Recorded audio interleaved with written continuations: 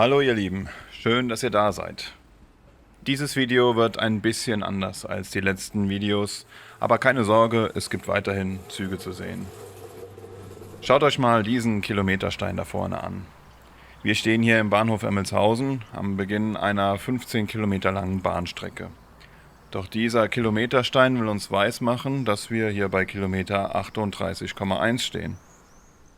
Wie man es dreht und wendet, das haut nicht hin. Was also ist hier geschehen? Und wo sind die restlichen 38 Kilometer der Bahnstrecke? Ich nehme euch heute mit auf eine Spurensuche in den Hunsrück. Wir schauen uns ein kleines Porträt über die Hunsrückbahn an, beleuchten die Geschichte, wie es hier früher so aussah, was hier früher los war, wie es heute so aussieht und klären auch die Frage, was mit den restlichen 38 Kilometern der Bahnstrecke passiert ist.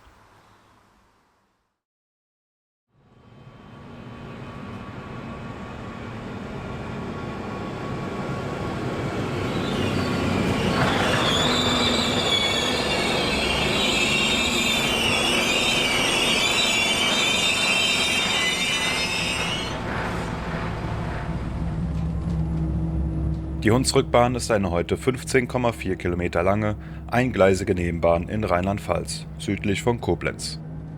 Sie führt von Boppard am Rhein entlang des Mühltals und der Rhein-Mosel-Grenzlinie nach Emmelshausen, mit den Unterwegshalten Boppard-Buchholz, dem Bedarfshalt Boppard-Fleckertshöhe und Ehr. Sie überwindet auf dem 6 Kilometer langen Abschnitt zwischen Boppard und Buchholz einen Höhenunterschied von ungefähr 330 Metern. Dafür war der Bau einer Steilstrecke mit 2 eindrucksvollen Viadukten und 5 Tunneln nötig und war bis ins Jahr 1931 nur mit einer Zahnstange befahrbar. Der Steilstreckenabschnitt gilt mit einer Steigung von 60,9 Promille als der steilste Streckenabschnitt im Netz der Deutschen Bahn und ist nach der Rübeland- und Rennsteigbahn die steilste im Betrieb befindliche Bahnstrecke in Deutschland. Initiator der Hunsrückbahn war Julius Redlich, der erste Vorsitzende der Königlichen Eisenbahndirektion in Frankfurt am Main. Er verabschiedete sich 1881 in den Ruhestand und bezog in Boppard am Rhein seinen Alterssitz. Bereits im Jahr 1889 wurde eine Bahnstrecke zwischen Langenlonsheim an der Nahe und Simmern im Hunsrück eröffnet, die eigentliche Hunsrückbahn. Sie ist heute ebenfalls größtenteils stillgelegt und unter dem Namen Hunsrück-Querbahn bekannt. Redlich erstellte trotz Ruhestands wertvolle Planungen für eine Streckenverlängerung von Simmern in seine neue Heimat Boppard. 1901 wurde die eigentliche Hunsrückbahn weiter nach Kirchberg verlängert und im selben Jahr ging der erste Abschnitt unserer Bahnstrecke zwischen Simmern und Kastelaun in Betrieb. Beginnend am Bahnhof Simmern zweigt die Strecke nach Norden hin ab. Es folgen die Stationen Keidelheim, Külz, der Bahnhof Alter-Külz, Bell und schließlich der Bahnhof Kastelaun, der bis 1912 noch mit C geschrieben wurde. Der Bahnhof Kastelaun erhielt in den nachfolgenden Jahren großzügige Bahnanlagen. Neben einer Seitenrampe, Freiladegleis und einer Güterabfertigung war Kastelaun auch bis in die 60er Jahre Sitz einer Bahnmeisterei und bis in die 70er Jahre Standort eines Fahrdienstleiters.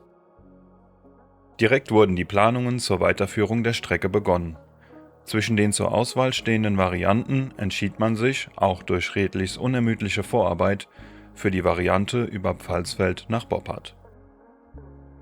1906 eröffnete dann der zweite Teilabschnitt bis Pfalzfeld mit den Stationen Hollnich, Bahnhof Ebschied, Dudenroth, Lingerhahn, wo die Strecke mit 481 Meter ihren höchsten Punkt erreicht, und dem Bahnhof Pfalzfeld. In Pfalzfeld entstand neben dem größten Empfangsgebäude der Strecke auch eine Güterabfertigung und ein Wasserturm mit 2 Wasserkränen zur Versorgung der Dampfloks. Am 2. August 1908 eröffnete schließlich der letzte Teilabschnitt bis Boppard, der statt der ursprünglich vorgesehenen südlichen Anbindung nun nördlich durch das Mühltal an den Bopparder Bahnhof angebunden wurde. Gleichzeitig gingen auch folgende Stationen in Betrieb: Leiningen, der Bahnhof Halsenbach, der erst 1935 den heute bekannten Namen Emmelshausen bekam, denn beim Bau der Bahnstrecke existierte die Gemeinde Emmelshausen noch nicht. Weiter geht's mit den Haltepunkten Ehr, Fleckertshöhe und dem Bahnhof Buchholz. Dann folgt die 6 Kilometer lange Steilstrecke, die durch unter anderem 5 Tunnel und auf 2 Viadukten in das Rheintal hinabgeführt wurde und bis 1931 mit Zahnstangen des Schweizer Systems Abt ausgerüstet war. Schließlich mündet die Bahnstrecke in den Bahnhof Boppard, wo sie auch ihren niedrigsten Punkt mit 76 Metern erreicht. Der Bahnhof Boppard wurde zur Anbindung der Bahnstrecke umgebaut. Unter anderem wurde im Jahr 1906 der Säuerlingsturm, ein Teil der alten Stadtbefestigung, abgebaut und etwas weiter nördlich wieder aufgebaut. Die Bahnstrecke war damit komplett und hatte ihre volle Länge von 52,8 Kilometern erreicht. Sie ist damals wie heute, abgesehen von den Bahnhöfen, auf ihrer gesamten Länge eingleisig. Julius Redlich, der Vater der Hunsrückbahn, erlebte die Eröffnung des letzten Teilstücks leider nicht mehr. Er starb ein Jahr vorher, am 17. Mai 1907. Leider starb auch ein Arbeiter 1906 beim Bau des Rauerbergtunnels sowie 13 Arbeiter und 5 Zuschauer nach 2 Felsrutschen bei Leiningen. 1991 wurde an der Unfallstelle bei Leiningen ein Gedenkstein errichtet. Zur Zeit der Fertigstellung war der Hunsrück eine unterentwickelte und landwirtschaftlich geprägte Region. Mit der Bahnstrecke fanden nun auch lokale Erzeugnisse neue Absatzmärkte im Deutschen Reich. Vor allem landwirtschaftliche Produkte und Grubenholz wurde in großen Mengen ins Ruhr- und Saargebiet transportiert. Zum Einsatz kamen Zahnradlokomotiven des Typs T26. Mit Einstellung des Zahnstangenbetriebs übernahmen Güterzugdampfloks des Typs T16 bzw. Baureihe 94 den Betrieb. Die beiden Weltkriege überstand die Bahnstrecke größtenteils unbeschadet, jedoch führten sie zu einem Personalmangel, da viel Bahnpersonal vor allem im Zweiten Weltkrieg gefallen oder immer noch in Gefangenschaft war. Ab Mai 1956 begannen Triebwagen der Baureihe VT 98, die auch als Uerdinger Schienenbusse bekannt wurden, den Personenverkehr auf der Hunsrückbahn zu übernehmen. Im selben Zeitraum wurde die Bahnstrecke auf Zugleitbetrieb umgestellt, mit zahlreichen Rückbauten oder Umbauten an Bahnhöfen. Viele Bahnhöfe erhielten Rückfallweichen, sodass fehlendes Personal einfach eingespart werden konnte. Um den Verkehr auf der Strecke zu leiten, wurde der Fahrdienstleiter in Kastellaun 1952 zu einem Zugleiter umfunktioniert. Mit Beginn der 60er Jahre nahm der Personenverkehr auf der Hunsrückbahn stetig ab. Das Automobil war durch das mittlerweile gut ausgebaute Straßennetz und sogar dem Bau einer Autobahn einfach die schnellere und bequemere Alternative im Hunsrück geworden. Der Personenverkehr wurde auf nur noch 4 Zugpaare täglich reduziert und 1975 wurde sogar der Sonntagsverkehr eingestellt. Um die gleiche Zeit wurden die letzten Dampfloks im Güterverkehr durch V100 Dieselloks abgelöst. Der stetige Rückgang der Fahrgastzahlen sorgte schließlich dafür, dass der Abschnitt Emmelshausen-Simmern am 29. Mai 1983 für den Personenverkehr eingestellt wurde. Der Abschnitt von Boppard bis Emmelshausen konnte sich nicht zuletzt deshalb halten, da viele Einheimische und Touristen die Züge in den Vorderhunsrück für einen Wanderausflug nutzten. Durch die Eingemeindung von unter anderem Buchholz nach Boppard und der Niederlassung des Maschinenbauunternehmens Bomag im selbigen Ortsteil gab es auch einen gewissen Schüler- und Pendlerbedarf. Noch im selben Jahr fuhren die letzten Schienenbusse auf dem Abschnitt Boppard-Emmelshausen und wurden durch eine Diesellok Baureihe 213 mit 2 Silberlingen ersetzt. Während der Güterverkehr zwischen Simmern und Pfalzfeld noch aufrecht gehalten werden konnte, ist der Abschnitt Emmelshausen-Pfalzfeld am 1. April 1987 endgültig stillgelegt und nur ein Jahr später abgetragen worden. Im Sommer 1990 eröffnete auf der alten Bahntrasse ein Radweg, der ein paar Jahre später der erste Teil des Schinderhannes-Radwegs werden sollte. Der Güterverkehr hielt sich auf dem verbliebenen Abschnitt bis Simmern noch bis Mitte der 90er Jahre. Anfang 1996 wurde der Güterverkehr schließlich auf der kompletten Strecke aufgegeben. Die Strecke von Simmern bis Pfalzfeld wurde stillgelegt und etwa 2 Jahre später abgetragen. Die Einstellung des Güterverkehrs auf dem Abschnitt Emmelshausen-Boppard erfolgte wegen Bremsproblemen der Baureihe 215 auf der Steilstrecke, obwohl sie nur ein Jahr vorher begann, alle Züge auf der Strecke zu bespannen. 2001 sollten auch sie von der Baureihe 218 abgelöst werden. Seither ist von der Hunsrückbahn nur noch der 15 Kilometer lange Stummel von Boppard nach Emmelshausen übrig. 1998 wuchs die Strecke jedoch nochmal um 700 Meter. Die ehemalige Holzverladerampe im Bahnhof Boppard wurde abgerissen und an deren Stelle ein Parkhaus und der Haltepunkt Boppard Süd errichtet, um Schüler, die mit der Bahn anreisten, besser an die Bopparder Schulen anzubinden, die sich ganz in der Nähe befinden. Im selben Zeitraum wurde der Strecke, ganz offiziell und hauptsächlich aus Marketinggründen, der Name Hunsrückbahn übergeben. Die andere Bahnstrecke, ebenfalls zu diesem Zeitpunkt größtenteils stillgelegt, wurde zur Unterscheidung in Hunsrück-Querbahn umbenannt. Diese wird zurzeit übrigens instand gesetzt und soll Ende 2026 wieder für den Güterverkehr freigegeben werden. Trassenanmeldungen gibt es noch keine. Im Sommer 2008 wurde die Hunsrückbahn für 9,3 Millionen Euro von DB Netz grundlegend saniert. Dabei wurden auf der gesamten Länge Gleise und Schwellen ausgetauscht. Ein Jahr später wurde der ehemalige Lokschuppen am Bopparder Bahnhof abgerissen und eine neue Werkstatthalle mit Verwaltungsgebäude gebaut.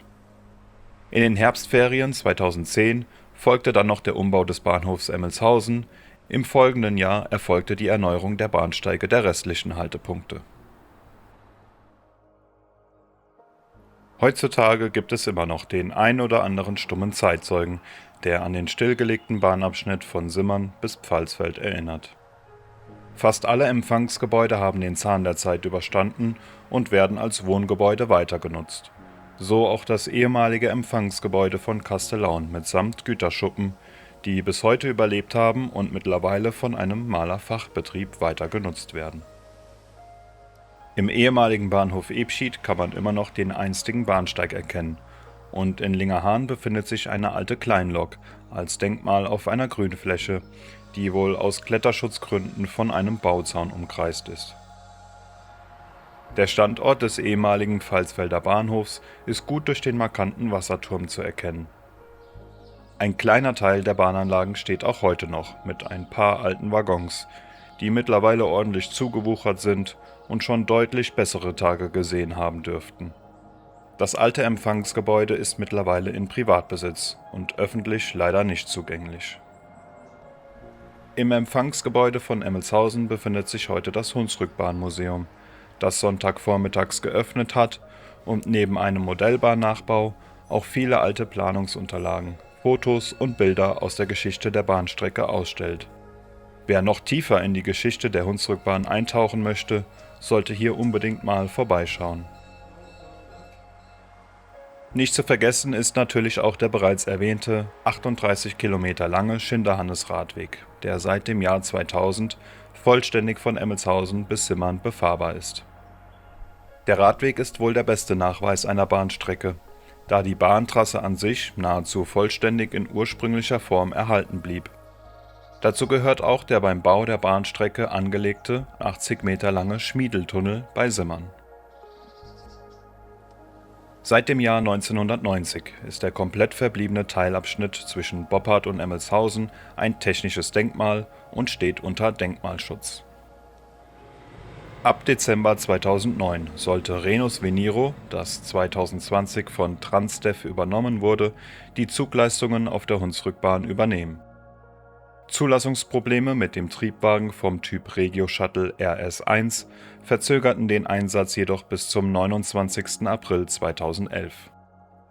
Problem war laut Berichten eine nicht ausreichend dimensionierte Zusatzbremse, sodass bei Talfahrten mit maximaler Beladung die Geschwindigkeit nicht gehalten werden konnte.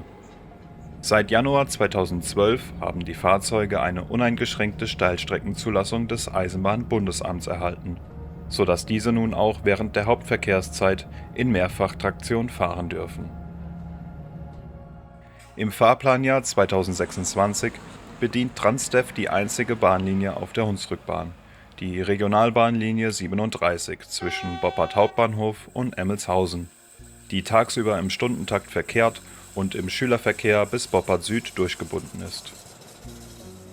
Für die gesamte Strecke von Boppard nach Emmelshausen braucht die Bimmel, wie sie im Volksmund genannt wird, etwa 20 Minuten. Der aktuelle Verkehrsvertrag mit Transdev läuft noch bis Dezember 2034.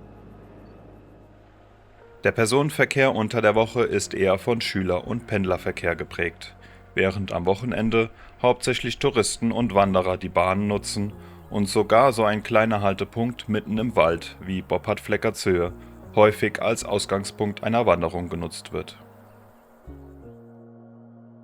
Der Güterverkehr ist auf der Hunsrückbahn nicht wieder aufgenommen worden und es ist wohl auch in Zukunft nicht mehr geplant.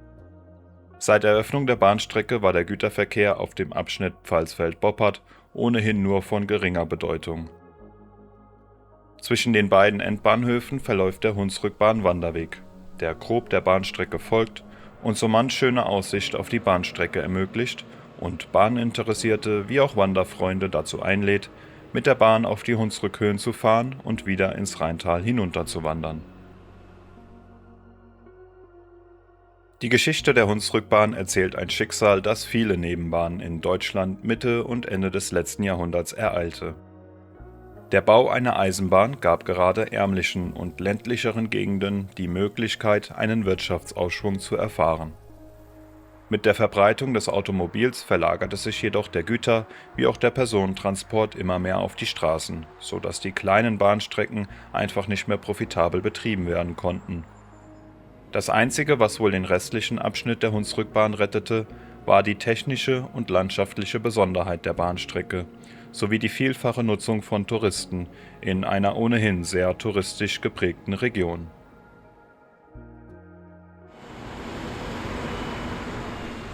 Seien wir also froh darum, dass noch ein Teil der Hunsrückbahn erhalten blieb, denn sie ist definitiv einer der schönsten und außergewöhnlichsten Bahnstrecken Deutschlands.